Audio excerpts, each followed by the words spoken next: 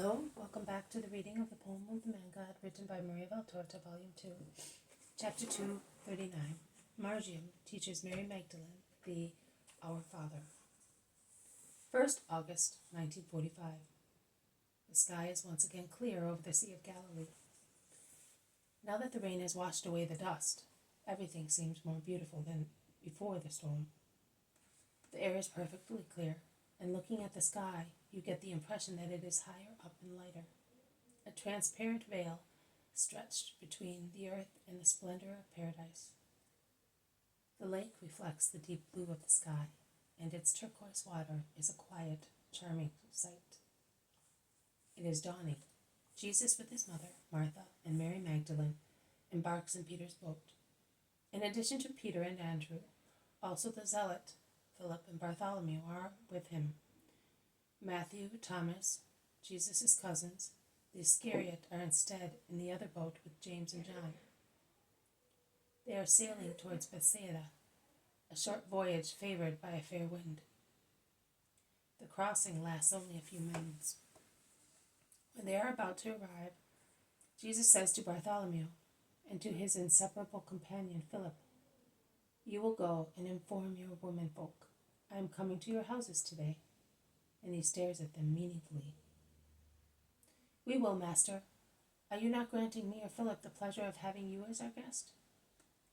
"We are staying only until sunset, and I do not wish to deprive Simon Peter of the joy of Margium's company." The boat rubs against the shore and stops. They disembark, and Philip and Bartholomew part from their companions to go to the village. "Where are those two going?" Peter asks the master, who was the first to disembark and is now beside him. "To inform their women." "Then I will go and tell Porphyria too." "It is not necessary. Porphyria is so kind that it is not necessary to prepare her in any way.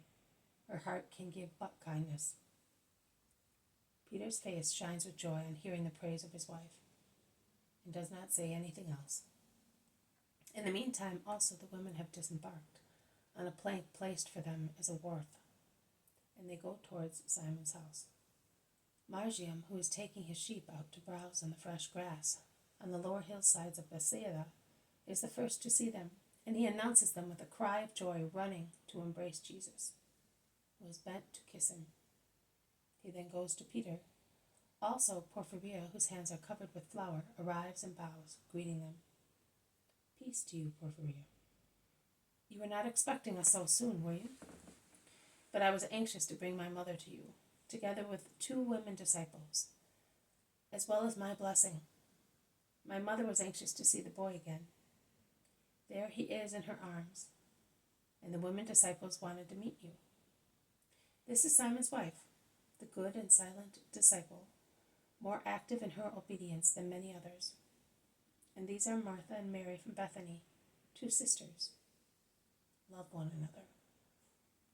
Those you bring to me are dearer to me than my own blood, Master. Come. My house is more beautiful every time you set foot in it. Mary approaches Porphyria smiling and embraces her, saying, "I see that you are really a loving mother. The boy is already much better and is happy. Thank you. Oh, woman blessed above every other woman, I know that it was because of you that I had the joy of being called mother. And you must know that I will never grieve you by not living up to that privilege. Come in with the sisters." Margium looks at the Magdalene curiously. Many thoughts must be crossing his mind. At last he says, "But you were not at Bethany."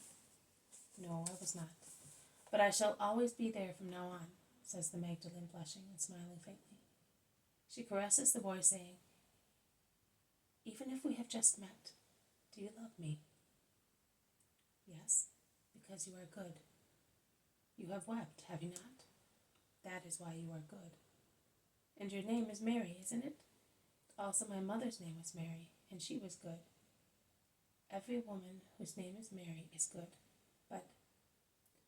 He concludes not to offend Porphyria and Martha, but also many of those with other names are good. "What was your mother's name?" "Eucharia." and she was so good. And 2 large tears streamed down the face of Mary of Magdala. Are you weeping because she is dead?